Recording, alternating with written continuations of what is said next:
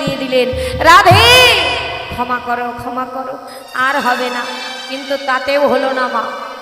তারপরে দেখলেন এত কিছুতে মান ভাঙানো যাবে না, এ যেমন তেমন মান নয়, রাধারানীর মান।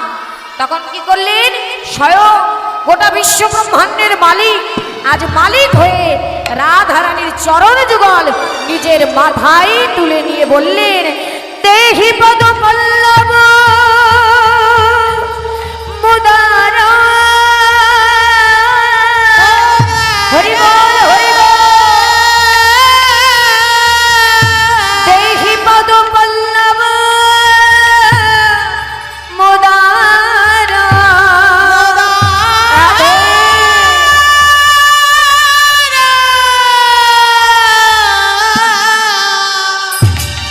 দেহি পদ পল্লব মুদার। এই কথাটি কোথায় লেখা আছে মা? জয়দেবের গীত গোবিন্দমে।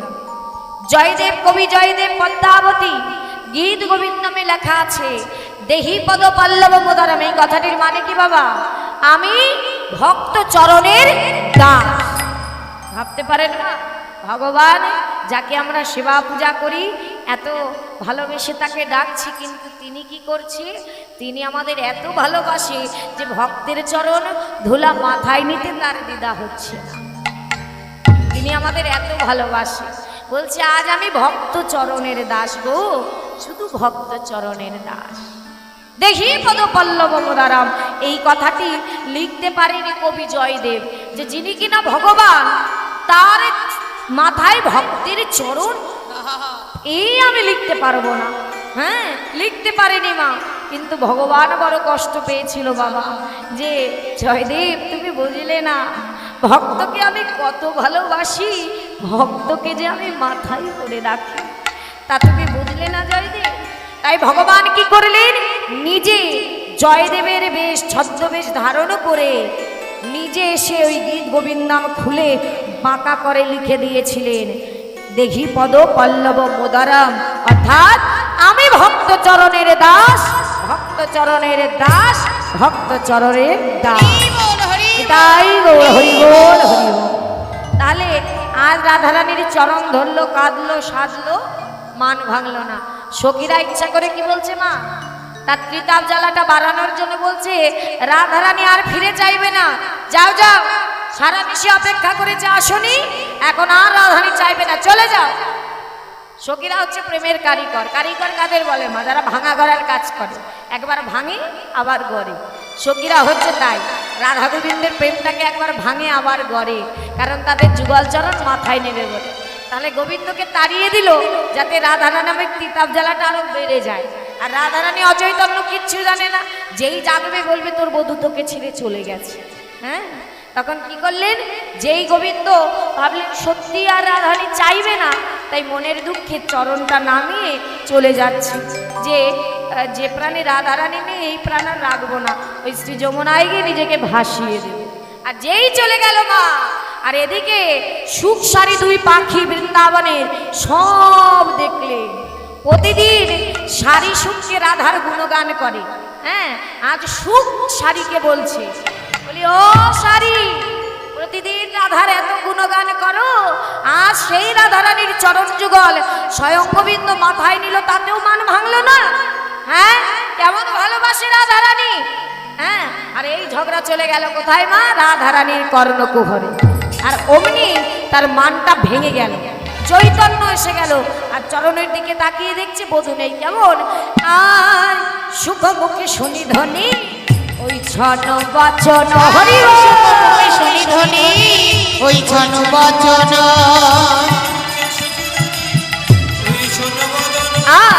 শ্রী রাধার চরণ পদ্মে করে নিরীক্ষণ, শ্রী রাধার চরণ পদ্মে করে নিরীক্ষণ, চরণেতে কৃষ্ণ পদ্ম না দেখিয়া আনন্দ হাত বলে উঠিল কাঁদিয়া,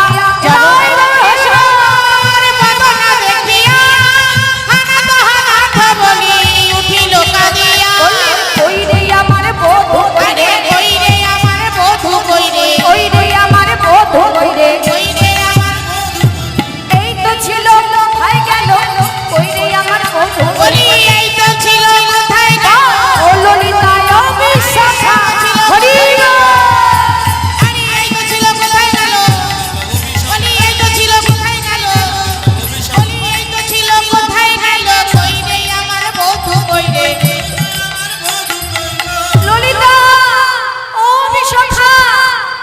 দেখলো মা, হঠাৎ রাধারানীর চরণের দিকে তাকিয়ে দেখছে বধূ নেই। সে কি আর থাকতে পারে মা?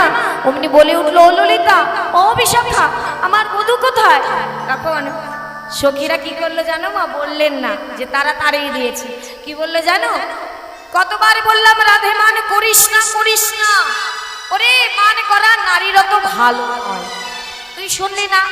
মান করেছিস আর মান করে বসেছিলি, বধূ তোকে ছেড়ে চলে গেছে।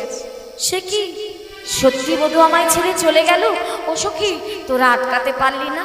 না না না, প্রতিদিন তোমরা মান করবে, কলহ করবে, আর আমরা বুঝি সেই মান ভাঙাবো? মানে কি করছে মা? রাধারানীরও কিতাব জ্বালা বাড়িয়ে দিচ্ছে। হ্যাঁ, বলছে আমরা পারবো না। কতবার বলেছিলাম রাধে, মানে মানে পানে পানে চেয়ে দেখ তোর চরণ পানে। আবারও বললাম রাধে, মানে মানে পানে পানে বসকা বধুর বাম পানে, তাও বসলি না। তাহলে আমরা এখন কি করব? বলছে শোন, কৃষ্ণ প্রেমের রীতিটাই এই। এখন কাঁদছিস? বলি শোন, বলি কৃষ্ণ প্রেমের এই তো রীতি রাধে, এই তো রীতি। আরে কৃষ্ণ প্রেমের এই তো রীতি। কখনো হাসাই কখনো কাঁদাই, কৃষ্ণ প্রেমের এই তো আরে কখনো হাসায় কখনো আবার কাঁদায়। ঘরের বাহির করে আরে কখনো হলুদ হয়ে হইব। আরে কখনো হাসায়, আরে ঘরের বাহির করে দেয় গো, আরে ঘরের বাহির করে দেয় গো। কৃষ্ণ প্রেমের এই তো রীতি, কৃষ্ণ প্রেমের এই তো রীতি। বললেন কৃষ্ণ প্রেমের এটাই দিদিমা, তাই তো? কখনো হাসাচ্ছি একই স্থানে, কখনো হাসছো, কখনো কাঁদছো। আবার কি এখন কটা বাজে? কটা বাজে? 4টের বেশি বাজে, তাই না? তাহলে দেখো সারা রাত এখানে বসে আছে। হ্যাঁ, বললেন ঘরের বাহির করে এখানে বসিয়ে রেখেছি, একেবারে পাকা চোর, তাই না? কি মা, কৃষ্ণ চোর তো? কি বলে আমার মায়েরা? চোর তো? চোর না?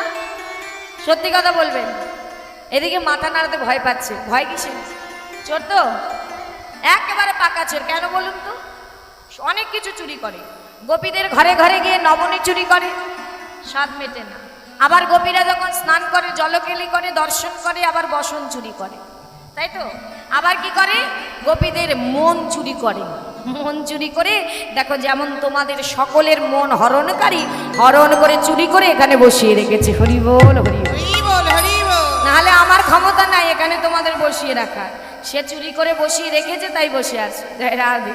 তাহলে বললেন কৃষ্ণ প্রেমের রীতি এটা। কখনো হাসাই কখনো কাঁদাই, আবার ঘরের বাহির করে দেয়। জয় রাধে। তাহলে আজ কি করলে? সখীদের বলছে, ও সখী, তোদের হাতে ধরি পায়ে পড়ি, যদি বধূকে না এনে দিস, আমার এই দেহ মনে প্রাণ সব চলে গেছে, প্রাণটা বাকি আছে, সেও চলে যাবে। কেমন শুনবি সখী? ধৈর্য লাজ মানুষনে ভাগল, আরে ধৈর্য লাজ মানুষনে ভাঙল,